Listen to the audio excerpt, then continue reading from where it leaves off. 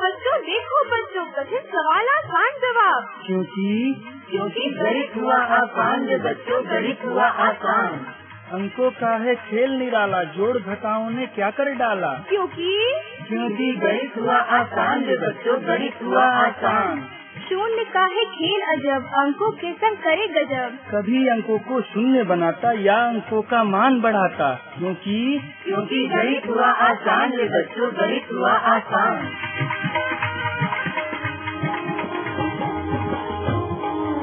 अलवर की आवाज 90.8 FM पर मैं हूं आपके साथ, आपका दोस्त बसंत। गणित हुआ आसान के एक और अंक के साथ फिर से आपके साथ हैं आप ही के अलवर की आवाज 90.8 FM पर।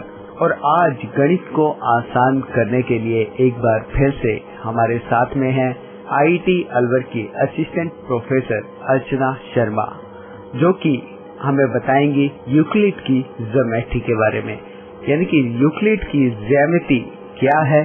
इसके विषय में पहले के अंकों में उन्होंने हमें काफी कुछ बताया था। उसके 2 अंकों में हमने यूक्लिड की ज्योमेट्री के बारे में काफी कुछ जाना, उनकी किस तरह से उसको कैलकुलेट किया जाता है, किस तरह से हम डेली रूटीन लाइफ में रिलेट करके यूक्लिड की ज्योमेट्री को समझ सकते हैं।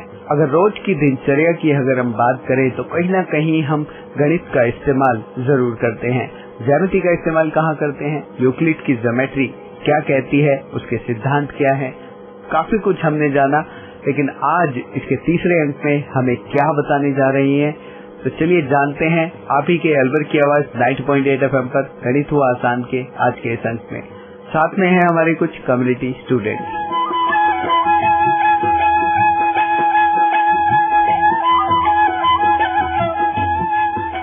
नमस्कार बच्चों। मैं अर्चना शर्मा IIT अलवर से, डिपार्टमेंट ऑफ मैथमेटिक्स से आप सभी का अब गणित हुआ आसान के इस अंक में स्वागत करती हूँ। बच्चों, एक बार आप सभी का परिचय ले लेते हैं। आप अपने बारे में बताएं। मेरा नाम प्रकल्पा राठौर है। आप बताएं। मेरा नाम तानिया सिंह है। आप? मेरा नाम नवनीत कुमार है। और आप बताएं। मेरा नाम अमित है। बिल्कुल सही बच्चों। आज हम बात करेंगे यूक्लिड की ज्यामिति पर आधारित 5 अभिधारणाओं यानी 5 पोस्टुलेट्स ऑफ यूक्लिड ज्योमेट्री। ठीक है बच्चों? जी मैम। किंतु प्रारंभ करने से पहले हम यूक्लिड की ज्यामिति पर आधारित एक्सियोम्स यानी अवधारणाओं की पुनरावृत्ति कुछ प्रश्नों द्वारा कर लेते हैं। ठीक है बच्चों? जी मैम। आप सभी को याद होगा कि हमने अपने पिछले अंक में एक्सियोम्स को स्टडी किया था। जी मैम। तो आप मुझे बताएं, यूक्लिड के अनुसार कितनी अभिक्रियक हैं? मैम 7। बिल्कुल सही। क्या आपको वो 7 अवधारणाएं याद हैं? जी मैम। बिल्कुल सही।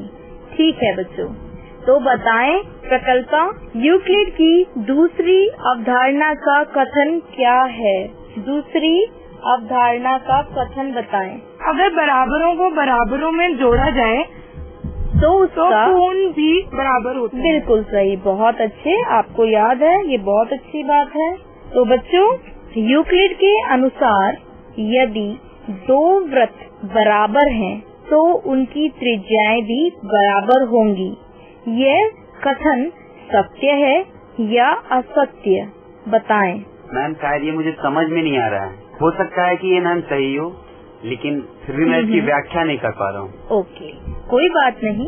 वैसे मैं अमित आपको बता देती हूँ, आपने सही उत्तर बताया है, यह कथन सत्य है। एक बार फिर से आप लोग कथन सुन लीजिए कि स्टेटमेंट क्या है। यदि 2 वृत्त बराबर हैं तो उनकी त्रिज्याएं बराबर होंगी। ठीक है बच्चों? जी मैम। देखिए, यूक्लिड के चौथे अवधारणा के अनुसार, जो 4th नंबर का एक्सियोम है, उसके अनुसार यह कथन सत्य है, क्योंकि अकॉर्डिंग टू 4th एक्सियोम ये वे वस्तुएं जो परस्पर संपाती हों वे एक दूसरे के बराबर होती हैं। जानते हैं आप लोग इस स्टेटमेंट को? जी मैम। जो 4th अवधारणा है उसके अनुसार अगर वस्तुएं परस्पर संपाती होती हैं तो वे वस्तुएं एक दूसरे के बराबर भी होती हैं। ठीक है। अतः यदि एक वृत्त से परिबद्ध क्षेत्र को दूसरे वृत्त के घिरे हुए क्षेत्र पर अध्यारोपित किया जाए, सुपर इम्पोज किया जाए, तो वे संपाती होंगे और उनके केंद्र और परिसीमाएं भी संपाती होंगी। जो आपके सर्कल की बाउंड्री है वो भी कैसे होंगी, एक दूसरे को परस्पर ढक लेंगी। ठीक है जी मैम। अतः इनकी त्रिज्याएं भी संपाती होंगी। समझ आ गया आप लोगों को? जी मैम। बिल्कुल सही। चलिए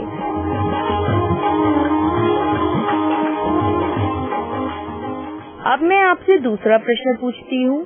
यदि रेखाखंड AB किसी रेखाखंड PQ के बराबर है और रेखाखंड PQ किसी रेखाखंड XY के बराबर है, तो क्या रेखाखंड AB रेखाखंड XY के बराबर होगा? बताएं, यह सत्य है या असत्य? आप बताएं तान्या। मैम ये सत्य है। बताएं। तो सत्य है, इसका अर्थ यह हुआ कि जो रेखा AB है वह रेखा XY के बराबर होगी। तो बताएं बच्चों, यह कथन यूक्लिड के कौन सी अवधारणा पर आधारित है और वह अवधारणा भी बताएं। मैम ये पहली अवधारणा के पर आधारित है। बिल्कुल ये सही पहली कहा आपने। अवधारणा पर आधारित है और वो यह कहती है, उसके अनुसार अगर एक वस्तु दूसरी वस्तु के समान है और दूसरी वस्तु तीसरी वस्तु के समान है, तो पहली और तीसरी वस्तु भी आपस में समान है। बिल्कुल सही। यूक्लिड की पहली अवधारणा के अनुसार वे वस्तुएं जो एक ही वस्तु के बराबर हों एक दूसरे के भी बराबर होती है। ठीक है बच्चों? जी मैम। बिल्कुल सही बच्चों। यूक्लिड की अभिग्रहितों अवधारणाओं की सूची में 5वां अभिग्रहित एक सर्वव्यापी सत्य क्यों माना जाता है? इस प्रश्न के उत्तर का स्पष्टीकरण करें। एक बार मैं फिर से क्वेश्चन रिपीट कर देती हूँ। यूक्लिड की अवधारणाओं की सूची में जो 5th वाला जो अवधारणा है उसको सर्वव्यापी सत्य क्यों माना जाता है? इस प्रश्न के उत्तर का स्पष्टीकरण करें। बताएं। मैम क्योंकि विश्व के किसी भाग में किसी भी वस्तु के लिए यह सत्य है, क्योंकि 5वीं अवधारणा के अनुसार बिल्कुल सही, पूर्ण अपने भाग से बड़ा होता है। बिल्कुल सही। हमने पहले ये पढ़ लिया है कि यूक्लिड की जो ये अवधारणा है 5वीं अवधारणा, उसके अनुसार पूर्ण हमेशा अपने भाग से बड़ा होता है। ठीक है जी मैम। सही व्याख्या की आपने प्रकल्पा।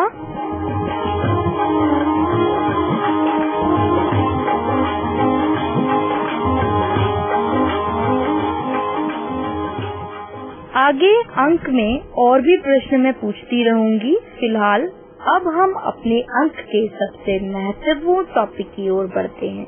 जी हाँ बच्चों, यूक्लिड की अभिधारणाएं। पहला जो वर्ड था वो था अवधारणाएं और अब जो मैं वर्ड बोल रही हूँ वो क्या है? अभिधारणाएं। ठीक है। और अभिधारणाओं को इंग्लिश में कहते हैं पोस्टुलेट। ठीक है जी मैम। अब हम लोग पढ़ेंगे पोस्टुलेट्स ऑफ यूक्लिड ज्योमेट्री, जैसा कि मैंने अंक की शुरुआत में आप सभी को बताया था। ठीक है बच्चों? जी मैम। वैसे बच्चों आजकल अभिधारणा और अभिग्रहित दोनों ही शब्दों को एक दूसरे के लिए एक ही अर्थ में प्रयोग किया जाता है, किंतु वास्तव में देखा जाए तो अभिधारणा एक वर्ब यानी क्रिया की तरह है। ठीक है। जब हम कहते हैं कि आइए अभिधारणा करें, तो इसका अर्थ है आइए विश्व में प्रेक्षित परिघटनाओं के आधार पर कुछ स्टेटमेंट बताएं।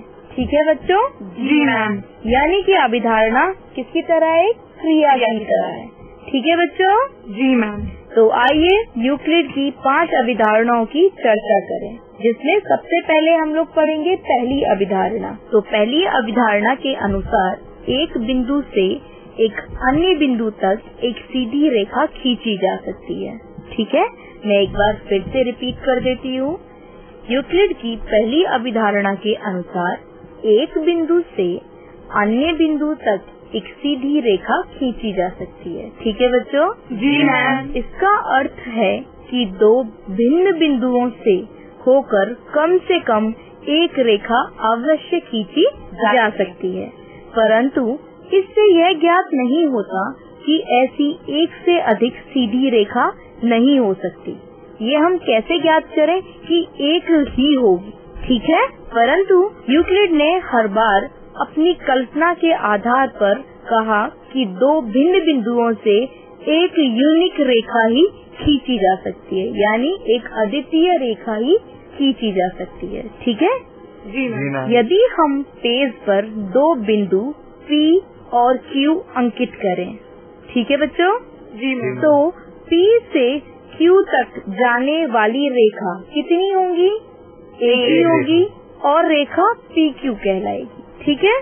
जी मैम। बिंदु Q से होकर जाने वाली ऐसी कितनी रेखाएं होंगी जो बिंदु P से भी जाएंगी, बताएं? यानी Q से P के लिए बताएं? एक ही रेखा होगी QP। बिल्कुल सही कहा।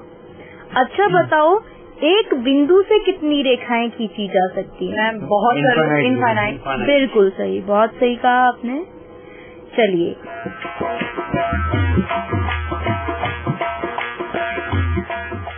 अब दूसरी अभिधारणा को समझने का प्रयास करते हैं। दूसरी अभिधारणा के अनुसार एक शांत रेखा, जिसको हम इंग्लिश में टर्मिनेटेड लाइन कहते हैं, ठीक है? और आजकल की गणित की भाषा में इस शांत रेखा को ही रेखाखंड कहा जाता है, लाइन सेगमेंट, ठीक है बच्चों? जी मैम। तो दूसरी अभिधारणा के अनुसार रेखाखंड को अनिश्चित रूप से बढ़ाया जा सकता है, अर्थात रेखाखंड को दोनों सिरों से बढ़ाया जा सकता है, ठीक है? ऊपरी सिरे से भी उसको कंटिन्यू आगे की ओर बढ़ाया जा सकता है और उसके पिछले सिरे से भी आगे की ओर उस रेखाखंड को बढ़ाया जा सकता है, ठीक है? जी मैम। यूक्लिड रेखाखंड को ही शांत रेखा कहते थे, ठीक है? जी मैम। चलिए बच्चों, अब तीसरी अभिधारणा की ओर चलते हैं। तीसरी अभिधारणा के अनुसार किसी को केंद्र मानकर और किसी त्रिज्या से एक वृत्त खींचा जा सकता है, ठीक है? जी मैम। उदाहरण के लिए मैं आपको ये स्टेटमेंट और अच्छे से स्पष्ट कर सकते हैं। यदि एक पत्थर को धागे में बांधकर घुमाया जाए तो वह वृत्ताकार पथ पर घूमता है, ठीक है ना?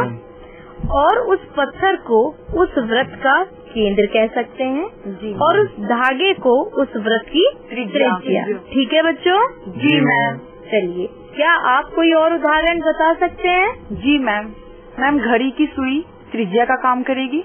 बिल्कुल, बशर्ते उस जो घड़ी है उसका आकार कैसा हो? वृत्ताकार हो। जी मैम। ठीक है, बिल्कुल सही। अमित, आप बताएं कोई उदाहरण? मैम जिस प्रकार हम लोग खेतों में फसल की सिंचाई करते हैं तब वह पानी देने के लिए जो हम स्प्रिंकलर यूज करते हैं मैम, वह भी एक वृत्त आकार बनाती है। बिल्कुल सही कहा आपने, जिससे हमारी फसलों को पानी मिलता है।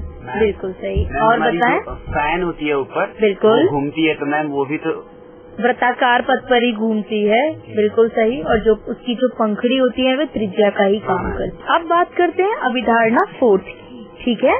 इस अभिधारणा के अनुसार सभी समकोण एक दूसरे के बराबर होते हैं, अर्थात all right angles are congruent, ठीक है? और शायद बच्चों, जैसा कि स्टेटमेंट है उसके अनुसार ये क्लियर है कि ये अभिधारणा अपने आप में ही सत्य है। सही कहा? जी मैम। सारे समकोण एक दूसरे के बराबर हैं। मैम, जैसे कि हम इलेक्ट्रिकल पोल्स यूज करते हैं बिजली भेजने के लिए, हाँ। तो वो धरती की सतह जो होती है वो मतलब कि उसकी बेस हो सकती है, और जो पोल हो गए हैं वो परपेंडिकुलर, तो 90 डिग्री के एंगल्स बनाते हैं। तो ऐसे कितने सारे पोल्स लगे होते हैं, वो सारे 90 डिग्री के एंगल बनाते हैं, तो एक दूसरे के समान हो गए। ठीक है, बिल्कुल सही एग्जाम्पल बताया आपने। चलिए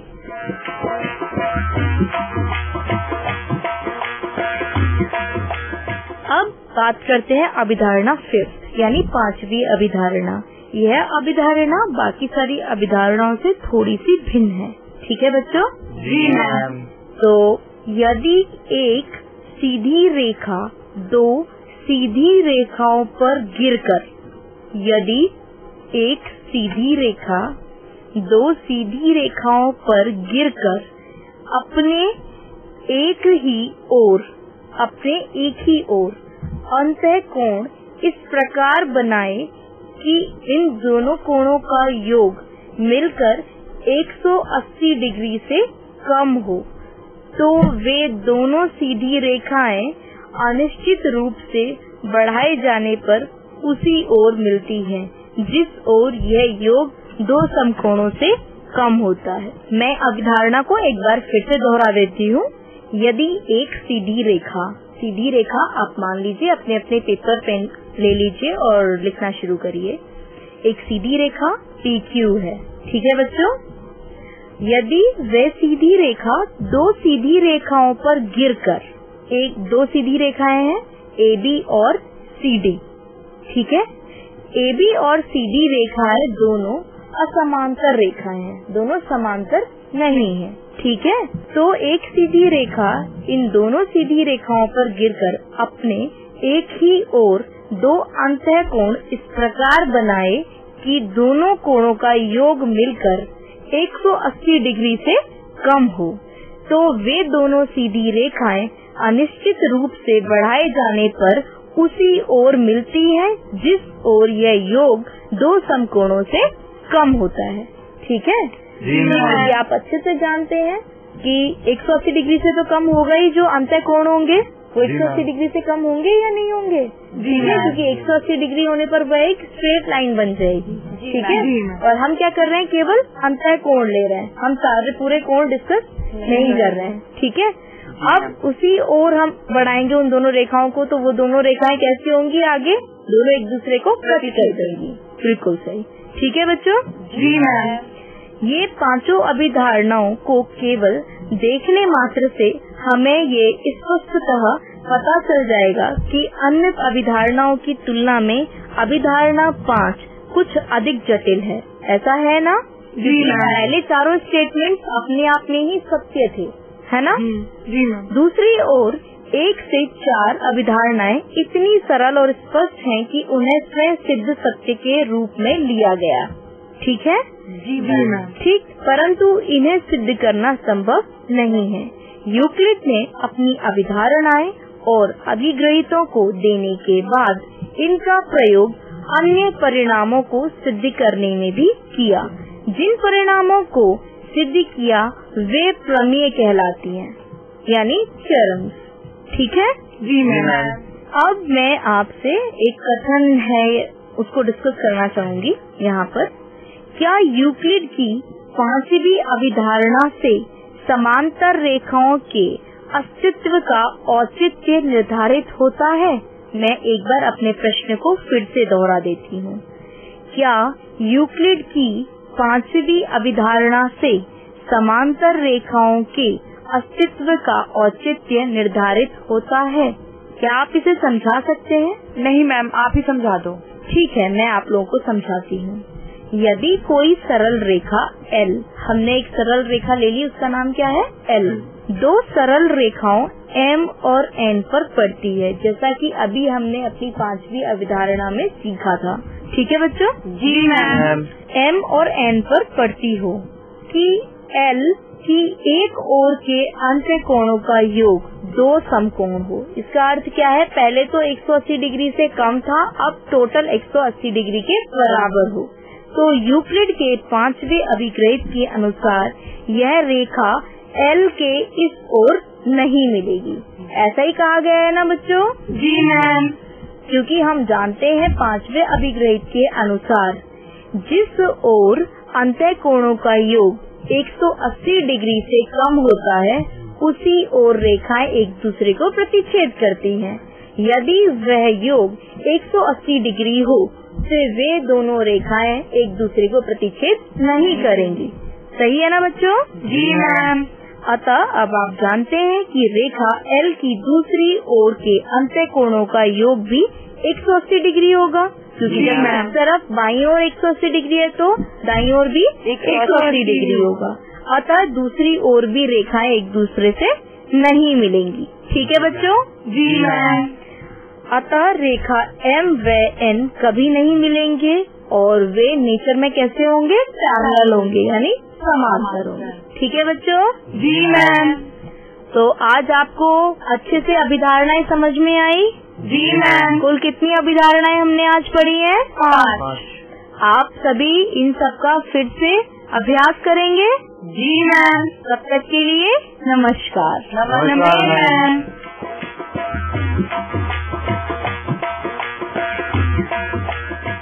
तो दोस्तों, यूक्लिड की ज्योमेट्री के बारे में इसके तीसरे अंक में हमने काफी कुछ जाना, काफी कुछ बताया हमें IIT अलवर की असिस्टेंट प्रोफेसर अर्चना शर्मा ने। साथ में थे हमारे कुछ कम्युनिटी स्टूडेंट्स। हमें उम्मीद है कि आपको ये कार्यक्रम जरूर पसंद आया होगा। ये प्रोग्राम भारत सरकार के विज्ञान एवं प्रौद्योगिकी विभाग द्वारा प्रेरित एवं समर्थित किया गया। आपको ये प्रोग्राम कैसा लगा? आप अपने फीडबैक, प्रतिक्रिया हमें दे सकते हैं। अपने फीडबैक देने के लिए हमारा पता है कम्युनिटी रेडियो अलवर की आवाज 90.8 megahertz, IIT group of institutions, north extension, MIA Alwar, Rajasthan. हमारे फोन नंबर है 9587908908 और दूसरा नंबर है 0144512190। आप हमें मेल भी कर सकते हैं। हमारी ईमेल आईडी है radioalwar@gmail.com। और साथ ही इस प्रोग्राम को आप ऑनलाइन यानी कि इंटरनेट पर भी सुन सकते हैं। इंटरनेट पर सुनने के लिए आपको लॉगिन करना है www.i-radiolive.com पर। और साथ ही मैथमेटिक्स यानी गणित हुआ आसान के एपिसोड आप ऑनलाइन यानी कि इंटरनेट के माध्यम से एक दुनिया अनेक आवाज के वेबसाइट पर भी सुन सकते हैं। वेबसाइट है www.edaa.in। लॉगिन कीजिए और कहीं भी बैठकर ऑनलाइन आप इन मैथमेटिक्स के प्रोग्राम को सुन सकते हैं। इसी के साथ अपने दोस्त बसंत को दीजिए इजाजत। नमस्कार। आओ बच्चों, देखो बच्चों, कठिन सवाल आसान जवाब। क्योंकि गणित हुआ आसान रे बच्चों, गणित हुआ आसान। अंकों का है खेल निराला, जोड़ घटाओं ने क्या कर डाला। क्योंकि गणित हुआ आसान रे बच्चों, गणित हुआ आसान। शून्य का है खेल अजब, अंकों के संग करे गजब। कभी अंकों को शून्य बनाता या अंकों का मान बढ़ाता। क्योंकि गणित हुआ आसान रे बच्चों, गणित हुआ आसान।